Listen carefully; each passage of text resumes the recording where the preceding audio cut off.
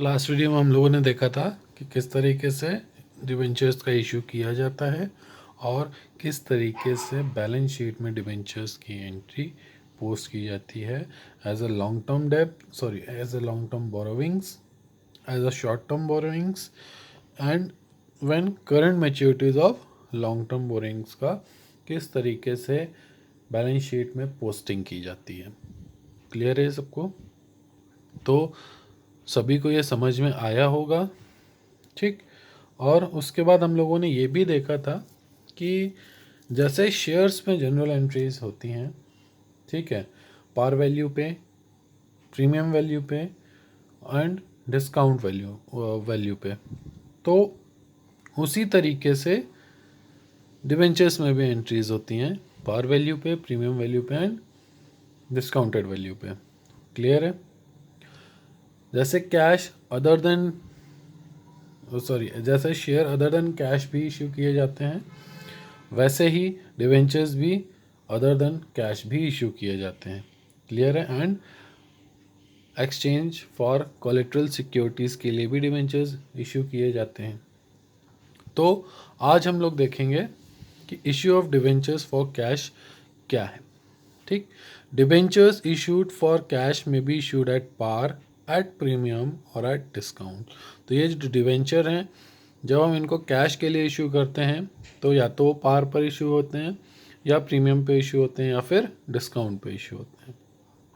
ठीक है, debenture issued at par means debenture issued at their nominal या face value.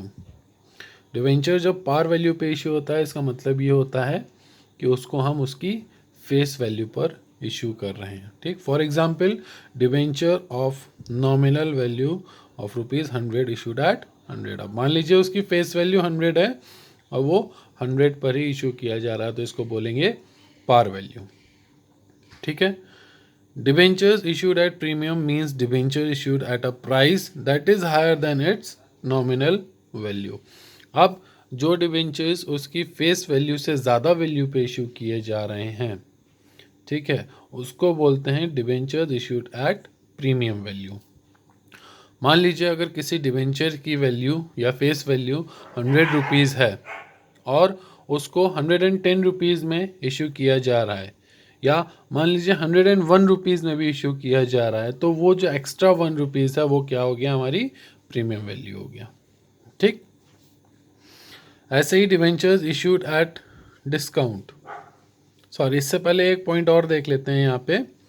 The premium received is credited to security premium reserve account. तो जो भी extra amount receive होता है उसको कहाँ पे हम लोग क्रेडिट करते हैं, सिक्योरिटी प्रीमियम रिजर्व अकाउंट में। Okay, and can be utilise for the purpose specified in section 52 sub section 2 of companies act 2013। और उसको कहाँ कहाँ यूटिलाइज कर सकते हैं, जितनी भी जगह section 52 sub section 2 of companies act 2013 में दी गई हैं, उन सभी जगह पर उसको यूटिलाइज किया जा सकता है। The companies act 2013 has not prescribe limit for premium that can be charge by a company. ये जो कंपनीज एक्ट 2013 है, इसने क्या किया है, कोई भी लिमिट प्रिस्क्राइब नहीं करी है डिबेंचर्स के लिए कि उसको मैक्सिमम कितना प्रीमियम तक हम इशू कर सकते हैं। उसने किसी भी तरीके की लिमिट नहीं दी है। नेक्स्ट है हमारा debenture issued at discount means debenture issued at a price that is less than its nominal value. अब मान लीजिए डिवेंचर्स को जब उसकी फेस वैल्यू से कम पे इशू किया जाता है तो उसको बोला जाता है डिवेंचर इशूड एट डिस्काउंट। मान लीजिए किसी एक डिवेंचर की फेस वैल्यू 100 रुपीज़ है और उसको 99 रुपीज़ में भी अगर इशू किया जा रहा है तो वो क्या हो गई, डिस्काउंटेड वैल्यू हो गई, क्योंकि उसकी फेस वैल्यू से कम है। क्लियर है ये सबको? आगे बढ़ते हैं। The Companies Act 2013 has not specified the maximum rate of discount that can be allowed on debenture। जो Companies Act 2013 है, जैसे प्रीमियम के लिए उसने कोई लिमिट नहीं दी है, उसी तरीके से डिस्काउंट के लिए भी कोई एक स्पेसिफाइड नहीं किया है कि आप मैक्सिमम इतना % डिस्काउंट ही दे सकते हैं या किस रेट से डिस्काउंट देना है आपको, ऐसा कुछ भी प्रिस्क्राइब नहीं किया है। Discount on issue of debenture is debited to an account titled discount on issue of debenture. ये जो डिस्काउंट होता है जब भी डिवेंचर्स को इश्यू किया जाता है, इसको कहाँ पे डेबिट किया जाता है? Discount on issue of debenture account में डेबिट किया जाता है। The amount of debentures can be collected in lump sum और in instalment, that is on application, on allotment and on calls. जो डिवेंचर्स का जो अमाउंट होता है वो या तो एक मुश्त या लमसम में ले लिया जाता है या फिर इंस्टॉलमेंट में लिया जाता है। जैसे एप्लीकेशन पे ले लिया, जैसे शेयर में लेते हैं, वैसे ही डिवेंचर्स में भी इंस्टॉलमेंट पे अमाउंट रिसीव किया जाता है। ठीक है, आगे बढ़ते हैं। Accounting entries are also same as are in the case of issue of shares. जो भी अकाउंटिंग एंट्रीज हैं वो सब सेम है ऑलमोस्ट, जैसे कि शेयर्स में थी। Difference lies only in the title और नेम और हेड ऑफ अकाउंट। डिफरेंस कहाँ पे है? केवल जो नाम या टाइटल दिया हुआ है अकाउंट का या हेड जो है अकाउंट का, उसमें ही केवल डिफरेंस है। अब उसमें क्या एंट्री की जाती हैं इसको देखते हैं। तो सबसे पहला हमारा केस आता है लमसम का। ठीक है, क्या केस आता है हमारा? लमसम अमाउंट का केस आता है। ठीक, अब इसमें क्या है हमारा? सबसे पहले एंट्री कैसे होगी हमारी? On receipt of application money. अब जब एप्लीकेशन दी जाती है और एप्लीकेशन मनी रिसीव कर ली जाती है एप्लीकेशन के साथ, तब क्या एंट्री करते हैं? Bank account debited to debentures application and allotment account. ये किस केस की है? लमसम अमाउंट की है। ठीक है, सेकेंड एंट्री होती है ऑन अलॉटमेंट ऑफ डिबेंचर्स। ये तो एप्लीकेशन रिसीव कर ली, उसके बाद अलॉटमेंट किया। Debentures application and allotment account debited to 9% debentures with the amount of application money on the allotted debentures. ठीक है, क्या अमाउंट रहेगा? जितनी भी एप्लीकेशन मनी है, जितने डिबेंचर्स अलॉट किए गए हैं उनकी। थर्ड एंट्री आती है on refund of excess application money. जब भी कुछ डिवेंचर्स हम इश्यू करते हैं, अगर उनसे ज़्यादा एक्सेस में अगर एप्लीकेशन आती हैं तो क्या करते हैं? उनको रिफंड कर दिया जाता है। अब कैसे रिफंड करते हैं उसके लिए क्या एंट्री होगी? सिंपल है, debentures application and allotment account debited to bank with the application money refunded. जो भी एक्सेस अमाउंट है उसको यहाँ पे फिल कर दिया जाएगा। क्लियर है सबको? आगे बढ़ते हैं। सेकेंड पॉइंट आता है हमारा when debentures amount is received in instalment. अब मान लीजिए इंस्टॉलमेंट में डिवेंचर्स का अमाउंट रिसीव हो रहा है, उस कंडीशन में हम क्या करेंगे? ठीक, तो सबसे पहला आता है हमारा ऑन रिसिप्ट ऑफ एप्लीकेशन। जब हमें एप्लीकेशन मिलती है, bank account debited to debenture application account. Clear है? With the application money received, जितनी भी एप्लीकेशन मनी रिसीव हुई है वो। बी आती है हमारी ऑन अलॉटमेंट ऑफ डिवेंचर। जब डिवेंचर्स का अलॉटमेंट कर दिया जाता है, debentures application account debited to -% debentures. जितना भी परसेंट स्पेसिफाइड होगा वो डिवेंचर से पहले लिखा जाता है। ठीक है, किस अमाउंट से? जो भी जितना भी अलॉट किया गया है डिवेंचर, उसका जो अमाउंट होगा वो। इसी में एक सेकेंड एंट्री होती है on adjustment of excess debenture application money. जब भी डिवेंचर एप्लीकेशन मनी एक्सेस होती है, जैसे शेयर्स में प्रोराटा बेसिस होता है, वैसे ही डिवेंचर में भी होता है। ठीक है, अब मान लीजिए कोई भी एप्लीकेशन मनी क्या है, एक्सेस हमें रिसीव हुई है, तो क्वेश्चन में आपको स्पेसिफाइड कर देगा कि जो एक्सेस मनी है उसको कहाँ तक सेटल किया गया है। ठीक है, हो सकता है अलॉटमेंट में ही सेटल करके ख़त्म कर दिया हो और एक्सेस को रिफंड कर दिया हो, या हो सकता है वो आगे कॉल्स तक भी गया हो, या डायरेक्ट रिफंड कर दिया गया हो, उसको आगे एडजस्ट ना किया गया हो। ठीक है, तो यहाँ पे हम लोग देखते हैं कि जो एक्सेस मनी है उसको एप्लीकेशन मनी में एडजस्ट किया गया है। क्या है? Debentures application account debited to debentures allotment account. ठीक है, जो डिवेंचर एप्लीकेशन है डेबिट किया है उसको टू डिवेंचर अलॉटमेंट, जब एक्सेस मनी को अलॉटमेंट तक हम लोग ट्रांसफ़र करते हैं तो या एडजस्ट करते हैं। तो with the surplus application money on partially accepted application, amount क्या रहेगा, अब जितने एप्लीकेशन आए हैं उसमें से कुछ को हमने अलॉट कर दिया, जो एक्सेस बच रहा है ठीक है उसको हमने आगे अलॉटमेंट में एडजस्ट कर दिया। थर्ड आता है on refund of excess debenture application money. अब जैसा मैंने आपको बताया था कि जितनी एप्लीकेशन आती है हो सकता है अलॉटमेंट के बाद जो एक्सेस बच रहा है उसको रिफंड कर दिया जाए, एडजस्ट ना किया जाए, ठीक है। तो उस कंडीशन में क्या एंट्री होती है, debentures application account debited to bank account with the application money refunded on rejected application. Amount क्या रहेगा, जितने भी डिवेंचर्स की जो एप्लीकेशन मनी है उनको रिजेक्ट किया गया है उसका अमाउंट जो रहेगा वो यहाँ पे आएगा, ठीक। आगे बढ़ते हैं, on allotment money being called.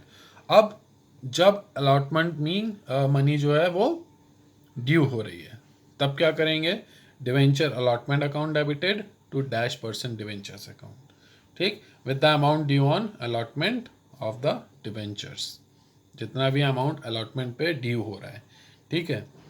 Fourth entry आ रही है on receipt of allotment money, जब हमें अलॉटमेंट मनी रिसीव हो जा रही है, bank account debited to debenture allotment account with the amount actually received on the allotment, तो जितना अमाउंट रिसीव हुआ है वो, ठीक है।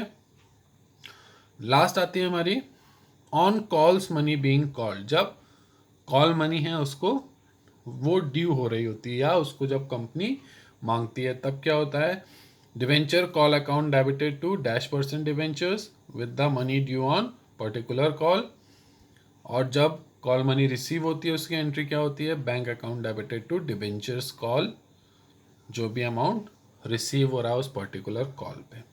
क्लियर है ये सबको, तो ये आपको लमसम जब अमाउंट रिसीव हो रहा होता है उसकी एंट्री थी, और ये किसकी एंट्री हम लोगों ने बताई आपको, जो जब डिवेंचर्स का जो अमाउंट है वो इंस्टॉलमेंट में रिसीव हो रहा होता है। क्लियर है सबको, आगे बढ़ते हैं।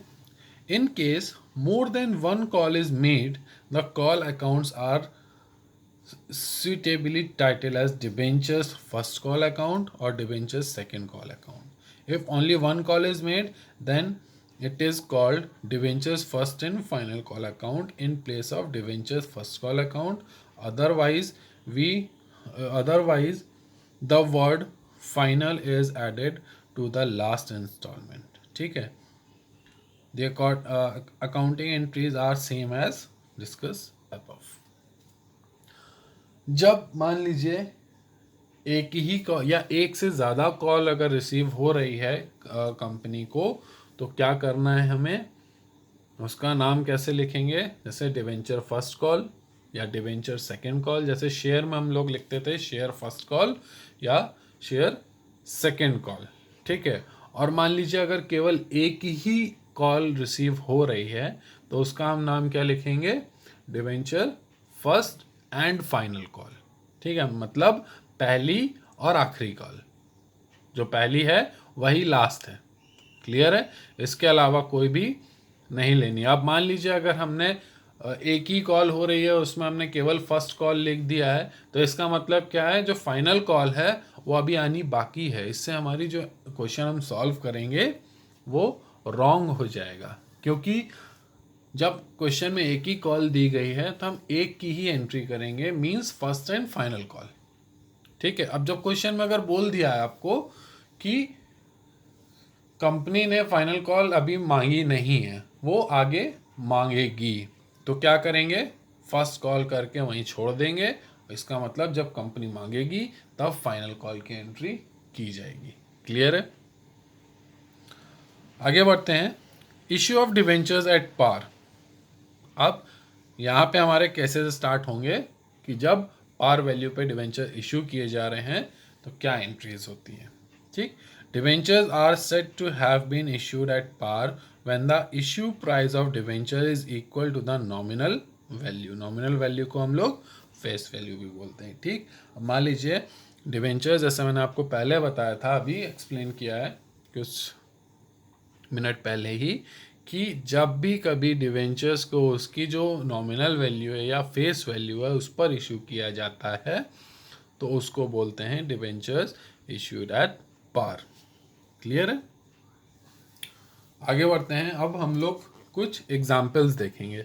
ठीक है, तो हमारा सबसे पहला एग्जाम्पल है issue of debentures at par amount payable in lump sum. अब यहाँ पे लमसम में अमाउंट जो है वो रिसीव हो रहा है। ठीक है, तो यहाँ क्या देखेंगे हम लोग, जैसे SP company limited issued 20,000 9% debentures. देखिए यहाँ पे आपको परसेंटेज स्पेसिफाइड किया गया है कि कितने परसेंट डिवेंचर्स है या उस पर जो रेट ऑफ इंटरेस्ट है वो कितने परसेंट है, ये स्पेसिफाई किया गया है। तो 9% डिवेंचर है। ठीक है, of 100 each at par payable on application by 1 April 2019। Means par value पर ही पेबल है और उसकी एप्लीकेशन क्या हुई है, 1 अप्रैल 19 को पेबल है। Applications were received for 20,000 debentures. Debentures were allotted on 5th April 2019. Simple है, कुछ नहीं करना है, एप्लीकेशन रिसीव करनी है और एप्लीकेशन को डिवेंचर्स अकाउंट में ट्रांसफ़र कर देना है, मीन्स अलॉट कर देना है। तो ठीक है, एप्लीकेशन कब रिसीव हुई हमें, 1 अप्रैल 2019 को। सेम यहाँ पे डेट डाला हम लोगों ने, 1 अप्रैल 2019। एंट्री करी एप्लीकेशन की, bank account debited to debentures application and allotment account. ठीक है, being the application money received on 20,000 9% debentures at the rate 100 each. तो 20,000 multiply by 100 is equals to 20 lakhs. अब ये जो अमाउंट है 20 लैक्स का, इसको हम लोग कहाँ ट्रांसफ़र कर देंगे, अलॉटमेंट में। मीन्स शेयर अलॉट कर दिया अब हमने, तो इसको डिवेंचर्स अकाउंट में ट्रांसफ़र कर देंगे हम लोग। कहाँ ट्रांसफ़र कर देंगे, डिवेंचर्स अकाउंट में। तो डिवेंचर्स ये कब करा हम लोगों ने, कब हमने अलॉट किया उसको, 5 अप्रैल 2019 को। ठीक है, 1 को एप्लीकेशन रिसीव हुई, 5 को हमने अलॉट कर दिया। तो डेट क्या आएगी हमारी, अप्रैल 5। और एंट्री क्या होगी अलॉटमेंट की, एंट्री क्या होगी हमारी, debentures application and allotment account debited to 9% debentures. Clear है, टू 9% डिवेंचर्स के अकाउंट में हमने एप्लीकेशन जो है वो ट्रांसफ़र कर दी। अब जैसे शेयर में हम लोग शेयर कैपिटल में अमाउंट ट्रांसफ़र करते थे जब भी अलॉटमेंट होता था, लेकिन इसमें डिवेंचर्स में क्या होता है, शेयर कैपिटल नहीं होती है या डिवेंचर कैपिटल नहीं होती है, ये डायरेक्ट डिवेंचर अकाउंट में ही ट्रांसफ़र होता है। क्लियर है ये सबको? तो ये एक हमारा एक एग्जाम्पल था। आगे देखते हैं, issue of debentures at par amount payable in instalment. अब यहाँ पे इंस्टॉलमेंट में अमाउंट पेबल हो रहा है। ठीक है, हमर limited issued 4,000 10% debentures of 100 each payable at 20 on application and balance amount on allotment. The debentures are redeemable after 5 years. Application were received for the issued debentures and allotment was made on the application. The amount was received on due date. Clear है? Journal entries की देखते हैं। Application की journal entry same, bank account debited to debenture application, कितना था, 20 rupees on application था, तो 4,000 multiply by 20 is equals to 80,000 amount आ गया हमारा। ठीक, अब क्या किया, डिवेंचर्स को अलॉट किया हमने, तो debenture application account debited to debentures account 80,000। अब जब अलॉटमेंट मनी हमारी ड्यू हुई तो उसकी एंट्री क्या करी हम लोगों ने, debentures allotment account debited to 10% debentures account. कितना बचा था हमारा, बैलेंस था, मीन्स 80 रुपये बचा, क्योंकि 100 रुपये का था, 20 रुपये हमने ले लिया, बचे कितने, 80 रुपये। तो 80 मल्टीप्लाई बाय 4 कितना हो गया हमारा, 3,20,000। क्लियर है? उसके बाद जब हमें रिसीव हो गई अलॉटमेंट मनी, तब क्या लिखा हमने, bank account debited to debenture allotment account, amount क्या हुआ, 3,20,000। ठीक है, अब ये कह रहा है हमारा कि बैलेंस शीट में भी एंट्री करनी है, तो बैलेंस शीट में एंट्री करना हमने आपको बताया है।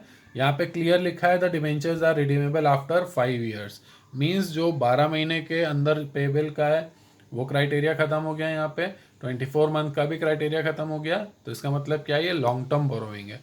और लॉन्ग टर्म बोरोइंग की एंट्री कहाँ होती है, इक्विटी एंड लायबिलिटीज में अंडर नॉन करेंट हेड, सब हेड आ गया हमारा लॉन्ग टर्म बोरोइंग, कितना आ गया 4 लाख, कितने का 4000 multiply by 100 is equals to 4 lakh. ऐसे एसेट साइड में करंट एसेट्स आ गई हमारी cash and cash equivalent, asset क्या है हमारी 4 लाख की, ठीक है, क्योंकि ये लॉन्ग टर्म बोरोइंग है इसलिए यहाँ पे कैश एंड कैश इक्विवेलेंट भी आया है। क्लियर है? तो जो हमने एग्जाम्पल बताए हैं इनको समझिएगा, ठीक है। और क्या करना है, आपको वीडियो देखनी है और जो क्वेश्चन मैं दूंगा उसको सॉल्व करना है, ठीक है।